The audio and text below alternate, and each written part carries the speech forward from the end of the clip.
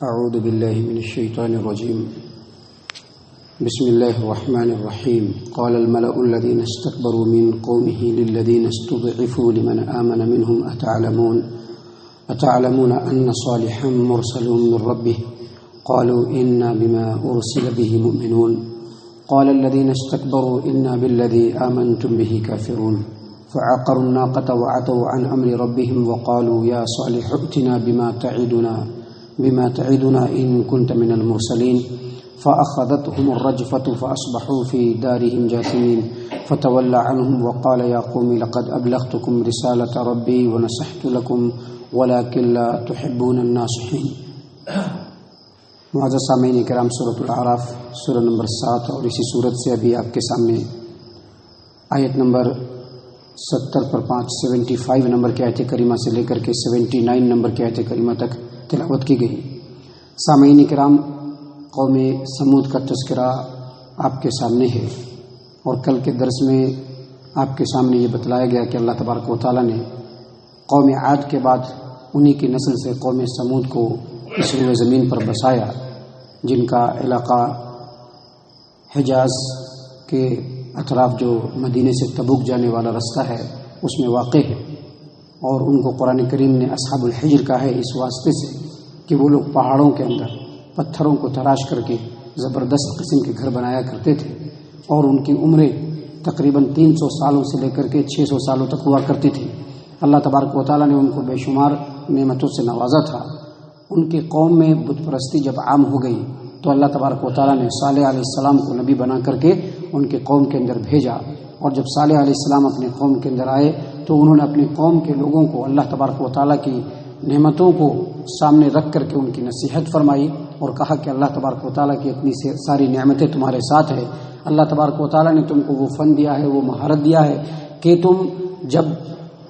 سمتل یعنی برابر والی جو زمین ہوتی ہے اس میں جب گھر بناتے ہو تو بالکل محل جیسا لگتا ہے، اور تم پہاڑوں کو تراش کر کے اس میں بہترین گھر بنا لیتے ہو. اللہ تبارک و تعالیٰ نے ہر طرح کی نعمتوں سے نوازا ہے، لہذا اللہ کی نعمت کو یاد کرو، اور اللہ تبارک و تعالیٰ کی نعمتوں کو یاد کرتے ہوئے ایک اللہ تبارک و تعالیٰ کی پرستش کرو، دوسرے جھوٹے معبودوں کی پرستش بالکل نہ کرو. جب یہ ساری باتیں صالح علیہ السلام نے اپنی قوم کے لوگوں کو بتلایا تو قوم کے لوگ سمجھنے کے بجائے ریورس ہوئے، کیونکہ عموماً جب ایک ناصح، ایک داعی، ایک مبلغ، چاہے وہ نبی کی شکل میں ہو چاہے وہ عام داعی ہو، اگر وہ کوئی ایسی بات جو سماج و معاشرے کے اندر خرابی ہوتی ہے اس کو پیش کرتا ہے تو دو طرح کے لوگ سامنے آتے ہیں فوراً. ایک ایسے جماعت ہوتی ہے لوگوں کی کہ اگر ان کے سامنے نصیحت کی جائے تو اس کو وہ ایکسیپٹ کرتے ہیں، اپنی غلطیوں کو کریکٹ کرتے ہیں. لیکن اسی سماج و معاشرے میں کچھ ایسے ایلیمنٹس بھی ہوتے ہیں کہ اگر وہ چیز ان کے خلاف پڑتی ہے تو وہ ریورس ہوتے ہیں. تو بالکل ان کے زمانے کے، ان کے قوم کے جو سرداران تھے، جب یہ باتیں سمجھائی تو سرداران جو ہے وہ ریورس کر گئے، وہ رونگ ہو گئے. ان کو لگا کہ صالح جو ہے وہ ہماری بے عزتی کر رہا ہے، تو فوراً تو کچھ نہیں کہا. لیکن جب صالح علیہ السلام کی دعوت لوگوں میں پھیلنے لگی اور لوگ ان کے اوپر ایمان لانے لگے، ان کے متبعین جب ان کی تعداد تھوڑی بڑھی، تو اللہ تبارک و تعالیٰ فرماتے ہیں کہ ان کے قوم کے جو متکبرین سرداران تھے، تکبر کرنے والے جو بڑے چودھری قسم کے لوگ تھے، انہوں نے کیا کہا؟ اللہ فرماتے ہیں قال الملأ الذين استكبروا من قومه للذين استضعفوا لمن آمن منهم اتعلمون ان صالحا مرسل من ربه. یعنی قوم کے جو متکبرین سرداران تھے، چودھری قسم کے بڑے بڑے لوگ تھے، قوم کے کمزور لوگوں سے، جو کمزور لوگ تھے جن کو اللہ تعالیٰ نے فہم و فراست دیا تھا، جنہوں نے دیکھا کہ صالح رسول ہیں، اللہ کا پیغام سنا رہے ہیں، اگر ان کو ایکسیپٹ کر لیا گیا، اگر ان کی بات کے مطابق چلا گیا تو دنیا میں بھی کامیابی ہوگی، آخرت میں بھی کامیابی ہوگی. یہ سوچ کر کے ایسے لوگ جب صالح علیہ السلام کی دعوت پر لبیک کہہ دیے، ایمان لے آئے، تو یہ جو قوم کے بڑے بڑے چودھری لوگ تھے انہوں نے کہا کہ تم کو معلوم ہے اتعلمون ان صالحا مرسل من ربہ، کیا تم لوگوں کو پتا ہے کہ صالح کو اس کے رب نے رسول بنا کر کے بھیجا ہے؟ یعنی مذاق اڑاتے ہوئے صالح جو کہہ رہا ہے کہ ہم رسول ہیں، مذاق اڑاتے ہوئے کہ ان کے رب نے اس کو رسول بنا کر کے بھیجا ہے، ایسا وہ کہتا ہے، ایسا اس کا دعویٰ ہے، کیا تم کو معلوم ہے تم لوگوں کو؟ اور اس کے بعد مزید کہا کہ یہ جو صالح ہے، جو رسول اپنے آپ کو بول رہا ہے، وہ جو باتیں بتلاتا ہے تو وہ تو انتہائی غیر معقول لگتی ہے، ہم لوگوں کو سمجھ میں نہیں آتی ہے۔ ہم لوگ، ہمارے باپ دادا جو کہ بڑے پرہیزگار تھے، متقی تھے، دھارمک آدمی تھے، مذہبی قسم کے آدمی تھے، وہ تو ایک معبود کو نہیں پوچھتے تھے، بلکہ بہت سارے ہمارے دیوی دیوتا ہیں، کسی کو بھی ہم پکاریں گے، جس چیز میں پکاریں گے اس میں وہ آ جائیں گے، ہمارے بگڑی کو بنا دیں گے، ہم کو دولت دے دیں گے۔ تو کہا کہ تم کو معلوم ہے کہ صالح جو ہے وہ کہہ رہا ہے کہ وہ اللہ کا رسول ہے، اللہ نے اس کو رسول بنا کر کے بھیجا ہے، اور وہ ہم کو سدھارنے کے لیے، ہمارے درمیان اللہ تبارک و تعالیٰ کی توحید کو پھیلانے کے لیے آیا ہے۔ تو ان کی قوم کے لوگوں نے کہا قالوا انا بما ارسل به مؤمنون، صالح تو بالکل حق بات بتلا رہے ہیں، بھلا ایک اللہ تبارک و تعالیٰ جو واحد قہار ہے اس کے مقابلے میں جھوٹے دیوی دیوتا اور یہ معبودان یہ کچھ بھی حیثیت نہیں رکھتے ہیں، لہٰذا ہم تو صالح جو دعوت دے رہے ہیں اس کے اوپر ایمان رکھتے ہیں۔ تو قال الذين استكبروا انا بالذي امنتم به كافرون، متکبرین سرداروں نے کہا کہ ٹھیک ہے تم لوگ ایمان لاتے ہو ایمان لاؤ، تم لوگ ہماری بات نہیں مانتے ہو نہیں مانو، آگے اگر کچھ ہوگا تو ہم لوگ ساتھ دینے والے نہیں ہیں، لیکن ہم جو ہے یہ صالح اور اس کی دعوت کا کمپلیٹلی انکار کرتے ہیں۔ یہ بات جب یہاں پہ ختم ہو گئی تو معاملہ چلتے رہا، لیکن آپ کو معلوم ہوگا کہ صالح علیہ السلام کی قوم سمود نے ایک معجزہ کا مطالبہ کیا تھا، اونٹنی کا۔ وہ اونٹنی ان لوگوں نے خود مطالبہ کیا اور خود ان کے لیے معجزہ تھا، لیکن انہی لوگوں کے لیے وہ وبال جان بن گیا۔ وبال جان کیسے بن گیا کہ یہ اونٹنی تھی جتنا پانی پیتی تھی اتنا پانی پورے جانور ملا کر کے پیتے تھے، اور یہ اونٹنی اتنا کھانا کھا لیتی تھی جتنا سارے جانور ملا کر کے کھانا کھاتے تھے۔ تو قوم کے لوگوں کا برا حال ہو گیا، اب یہ پریشان ہو گئے۔ میں آپ کو بتلا دوں کہ تاریخی روایتوں کو سامنے رکھیں گے اور ابھی جو اصحاب الحجر کا مسکن جو ہے، ان کے جو کھنڈرات ہیں، ان کے اوپر غور فکر کرنے کے بعد جو انومان لگایا گیا، اندازہ لگایا گیا، وہاں کی آبادی اس وقت 3 سے 4 لاکھ کے قریب تھی۔ اس وقت اس شہر کی آبادی جو تھی وہ 3 سے 4 لاکھ کے قریب تھی آبادی۔ اب 3 سے 4 لاکھ کی آبادی میں جو جانور تھے، وہ جانور جتنا کھانا کھاتے تھے اتنا اکیلے یہ اونٹنی کھا جایا کرتے تھے، اور وہ جانور جتنا پانی پیا کرتے تھے سارے کے سارے مل کر کے یہ اونٹنی اکیلے پی جایا کرتی تھی۔ اب ان کے قوم کے لوگوں کے لیے وہ وبال جان بن گیا، اب کیا کرنا ہے؟ اور صالح علیہ السلام نے وارننگ بھی دے دی ہے کہ یہ اللہ تبارک و تعالیٰ کی طرف سے مقرر کیا ہوا یہ اللہ کی اونٹنی ہے، اللہ کی نشانی ہے، معجزہ ہے، اگر برے ارادے سے چھوئے تو پھر تم لوگوں کی خیر نہیں، فوراً تم لوگوں کو عذاب اپنی گرفت میں لے لے گا۔ تو اس طرح سے ڈرتے بھی تھے، لیکن دل میں سبھی کی چاہت تھی کہ کسی طرح سے یہ اونٹنی جو ہے ہم لوگوں سے اس کا پیچھا چھوٹ جائے اور ہمارے سروں سے یہ وبال ہٹ جائے۔ تو اس کے لیے ایک آدمی تیار ہو گیا، وہ آدمی بڑا ہی بدترین قسم کا شخص اور اس معاشرے کا انتہائی بدماش اور بدنام زمانہ مجرم تھا۔ وہ اللہ کے رسول صلی اللہ علیہ وسلم ایک مرتبہ خطبہ میں، صحیح البخاری کی روایت ہے، خطبے میں خطبہ ارشاد فرماتے ہوئے کہا کہ وہ جو شخص تھا جو اس نے اونٹنی کو زخمی کیا، جس نے اونٹنی کے اوپر حملہ کیا، وہ شخص بڑا ہی زوراور، بڑا ہی قداور اور بڑے ہی متکبر اور شرکس قسم کا آدمی تھا۔ اس کا نام قدار تھا، یہ قدار بن صالح، اس کا نام قدار بن صالح۔ یہ بڑا ہی تندومند، بہت ہی اونچا، بہت ڈیل ڈول والا، نیلی آنکھوں والا، اور تاریخی روایتوں کے اندر آتا ہے کہ یہ ولد الزنا تھا یہ، اور خود بھی بدکار تھا یہ، اور اس نے اپنے ایک پہچان کی عورت کے اکسانے پر، برانگیختہ کرنے پر وہ اونٹنی کو مارنے کے لیے تیار ہو گیا۔ پہچان کی عورت آپ سمجھ ہی گئے ہوں گے، پہچان کی عورت زیادہ بولنے کی ضرورت نہیں ہے، اور اس طرح کے پہچان کی عورتوں کی بات جو بدکار قسم کے لوگ ہوتے ہیں وہ بہت زیادہ سنتے ہیں، اس کے لیے وہ کچھ بھی کرنے کے لیے ریڈی ہو جاتے ہیں۔ تو اس عورت کے بہکانے پر، اکسانے پر، برانگیختہ کرنے پر وہ اس اونٹنی کو مارنے کے لیے تیار ہو گیا، اور صرف اسی پر بس نہیں کیا، چونکہ وہ خود ایک مجرم تھا، ایک بدماش تھا، اور اس وقت کے جتنے بھی نو بدماش قسم کے لوگ تھے ان تمام کا سرغنہ اور سردار تھا۔ تو اس نے تمام لوگوں کو جمع کیا اور ان کی بیویوں کو بھی جمع کیا، اور جمع کر کے سب سے مشورہ لیا کہ کیا کرنا چاہیے۔ کہا کہ ٹھیک ہے، اس کو ختم کیا جائے، کیونکہ ہمارے سماج و معاشرے میں ہمارے لیے یہ وبال جان بن چکا ہے، ہمارے لیے بڑی پریشانی کی بات بن گئی۔ معزز سامعین کرام، اگر اپنی تمام باتوں کو دیکھیں گے تو انسانی فطرت کا 2 پہلو نظر آتا ہے، انسانی فطرت اور انسانی سوچ اور انسانی فکر۔ اگر ان 2 رستوں میں سے کسی ایک رستے کو اختیار کرتا ہے تو اس کے لیے یا تو اچھائی ہوتی ہے یا تو بربادی ہوتی ہے۔ شریعت نے آدم علیہ السلام کے زمانے سے لے کر کے انسان کے لیے 2 راستے متعین کیے۔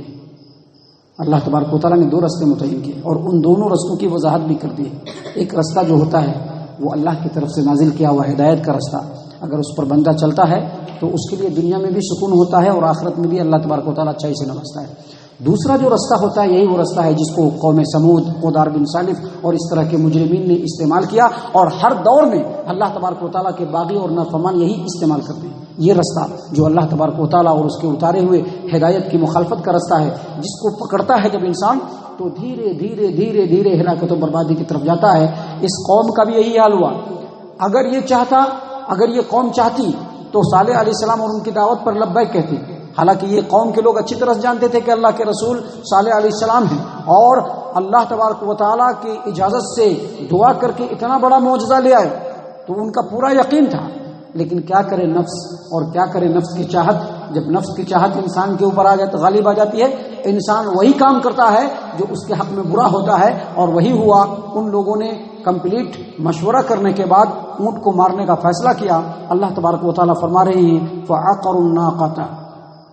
اس کی کونچ کو کاٹ ڈالا، کونچی کاٹ ڈالی۔ کونچی کہتے ہیں یہاں پر یہ جو پیڑ سے اوپر جو رگ ہوتا ہے، یہاں پر اس رگ کو کاٹ دیا۔ جب رگ کو کاٹا اس آدمی نے، چونکہ بڑا طاقتور آدمی تھا، مضبوطی سے پکڑ کر کے کاٹا جو، تو اونٹ بلبلاتے ہوئے، زور کی چیخ مارتے ہوئے، زبردست آواز کرتے ہوئے پہاڑی کی طرف بھاگی۔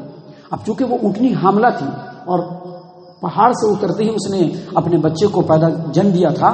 تو جو بچہ بھی تھوڑا بڑا ہو گیا تھا۔ جیسے ہی دیکھا کہ اس کی ماں کے کونچے کو کاٹا گیا ہے، رگ کو کاٹا گیا ہے، اور وہ اٹھ کر کے بھاگی، بچہ بھی پیچھے سے اٹھ کر کے بھاگا، اور معجزانہ انداز میں پہاڑ میں جا کر کے اونٹ اور اونٹنی اور اس کا بچہ دونوں غائب ہو گئے۔ اب ادھر صالح علیہ السلام کو بذریعہ وحی پتہ چل گیا، اور ادھر ان لوگوں نے اونٹ کا جب یہ حال کیا تو ان لوگوں کو سمجھ میں آ گیا کہ اب جو ہے اونٹ ہمارے اوپر، ہمارے سروں سے بلا ٹل چکی ہے، تو یہ لوگ لگے خوشیاں منانے کے لیے،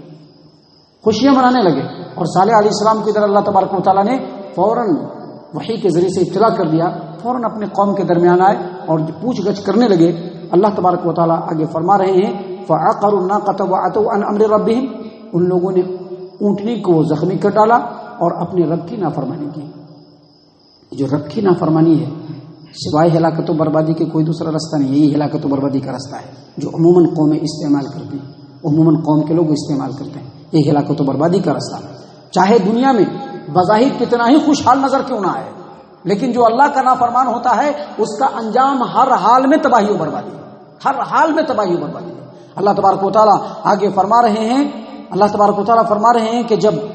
صالح علیہ السلام یہاں ان کے نزدیک آئے اور اونٹ کے بارے میں پوچھ گچھ کی، تو ان لوگوں نے کہا اے صالح زیادہ دھمکاؤ مت۔ قالوا یا صالح ائتنا بما تعدنا ان كنت من المرسلین، اگر تم سچے رسول ہو تو جس عذاب کی ابھی دھمکی دے رہے ہو کہ ہم نے اس اونٹنی کو مار دیا ہے تو اب اللہ کا عذاب آئے گا، اس عذاب کو لے آؤ ہمارے اوپر، اگر تم سچے رسول ہو تو لے آؤ۔ اللہ تبارک و تعالیٰ فرماتے ہیں فَأَخَذَتْهُمُ الرَّجْفَةُ فَأَصْبَحُوا فِي دَارِهِمْ جَاثِمِينَ، ایک زور کی آواز نے ان کو پکڑا، فَأَخَذَتْهُمُ الرَّجْفَةُ، زور کی آواز نے ان کو پکڑا، فَأَخَذَتْهُمُ الرَّجْفَةُ، زمین کی ایک زبردست زلزلے نے ان کو پکڑا۔ قرآن کریم میں مختلف قسم کے الفاظ ہیں، کہیں پر زور کی آواز ہے، کہیں پر سخت زلزلہ ہے، سخت زلزلے نے پکڑا، فَأَخَذَتْهُمُ الرَّجْفَةُ فَأَصْبَحُوا فِي دَارِهِمْ جَاثِمِينَ، اور وہ اپنے گھروں کے اندر اوندھے پڑے ہو گئے۔ مفسرین نے لکھا ہے کہ جب اونٹنی کے سے چھٹکارا پانے کے بعد یہ لوگ خوشیاں منا رہے تھے تو صالح علیہ السلام اس وقت آئے اور کہا کہ اب 3 دن تم لوگ رہ لو، 3 دن کے بعد اللہ کا عذاب آئے گا، ٹھیک ہے جاؤ اللہ تبارک و تعالیٰ کا عذاب لے آؤ، ہم لوگ دیکھ لیں گے۔ تیسرے دن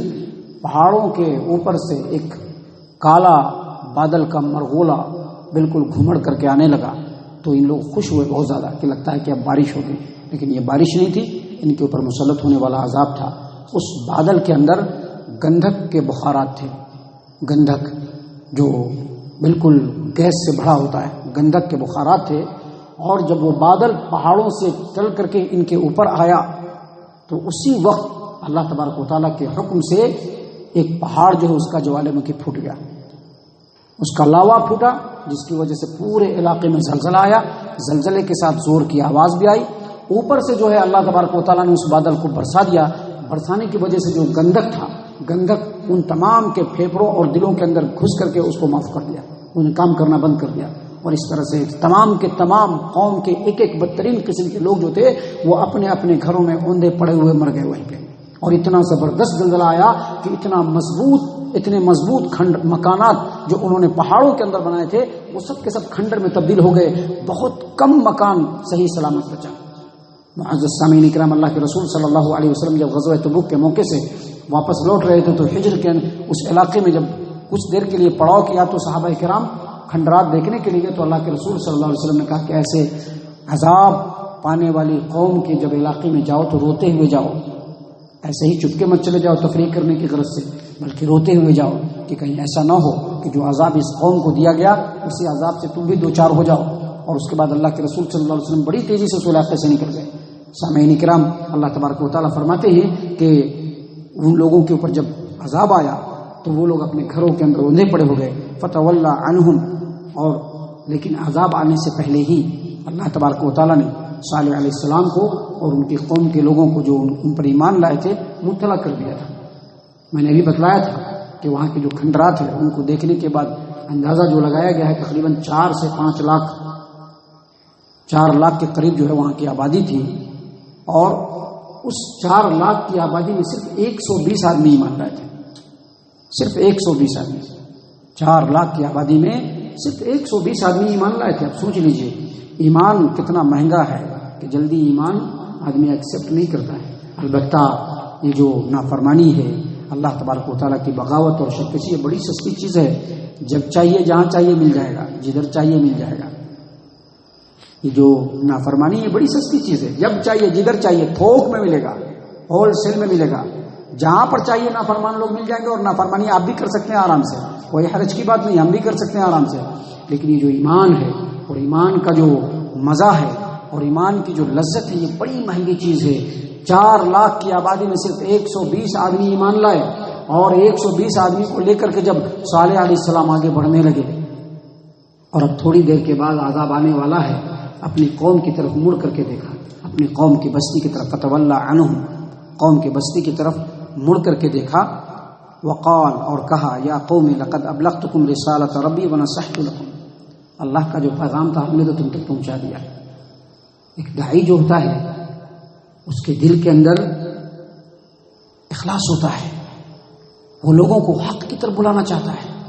اور یہی وجہ ہے کہ جب حق کی طرف بلاتا ہے تو سماج و معاشرے کے اندر جو برائیاں ہوتی ہیں اس سے آگاہ کرتا ہے. کیوں؟ کیونکہ اللہ کی طرف سے اس کو ذمہ داری ملی ہوتی ہے. کیا کہا صالح علیہ السلام نے؟ کہا لقد ابلغتکم رسالۃ ربی ونصحت لکم، ہمارے رب کی طرف سے جو رسالت کا پیغام تھا، جو نصیحت تھی، وہ میں نے تم کو پہنچایا ہے. میں نے بڑی کوشش کی کہ تم کو عذاب سے بھی بچا لیا جائے دنیا کے، میں نے بڑی کوشش کی کہ آخرت کے بھی عذاب سے تم کو بچا لیا جائے. ولکن لا تحبون الناصحین، لیکن تم لوگوں نے نصیحت کرنے والوں کی نصیحت کو پسند نہیں کیا. کبھی بھی ایسا نہیں آنا چاہیے کہ اگر کوئی ناصح، کوئی داعی اگر دعوت دے اور اس کی دعوت مبنی بر حق ہو تو کبھی بھی ریورس نہیں ہونا چاہیے، کبھی بھی اگینسٹ نہیں ہونا چاہیے. کبھی بھی یہ نہیں سمجھنا چاہیے کہ ہماری طرف اشارہ کر کے بولا جا رہا ہے، بلکہ نصیحت کو سن کر کے اس کو پسند کرنا چاہیے. عمل کی توفیق اللہ تبارک و تعالیٰ سے مانگنی چاہیے اور زیادہ سے زیادہ آگے بڑھ کر کے اللہ کی اچھائی اور حقانیت کی طرف بڑھنا چاہیے. محترم سامعین کرام، اسی بات کو اس پوائنٹ کے اندر اللہ تبارک و تعالیٰ نے بتلایا ہے کہ صالح علیہ السلام چلتے چلتے اپنی قوم کی طرف پھر کر کے دیکھا اور کہا کہ میری قوم کے لوگوں، میں نے تو تم کو اللہ تبارک و تعالیٰ کا پیغام پہنچا دیا، نصیحت کر دی، لیکن تم لوگوں نے نصیحت کرنے والے کو پسند نہیں کیا. اب آگے تم جانو، تمہارا کام جانے. اور وہی ہوا جو اللہ تبارک و تعالیٰ نے چاہا. اللہ تبارک و تعالیٰ سے دعا ہے کہ اللہ تبارک و تعالیٰ ہم تمام کو ان باتوں کے اوپر غور و فکر اور تدبر کرنے کی توفیق عنایت فرمائے. ہم تمام کو اللہ تبارک و تعالیٰ صحیح معنوں میں مومن اور مسلمان بنائے، جنت الفردوس میں جگہ عطا فرمائے. اے اللہ ہم تمام کو جہنم سے پناہ دے. اے رب العالمین ہم تمام کو جہنم سے پناہ دے. اے مالک الملک ہم تمام کو جہنم سے پناہ دے. آمین یا رب العالمین. وما علینا الا البلاغ المبین.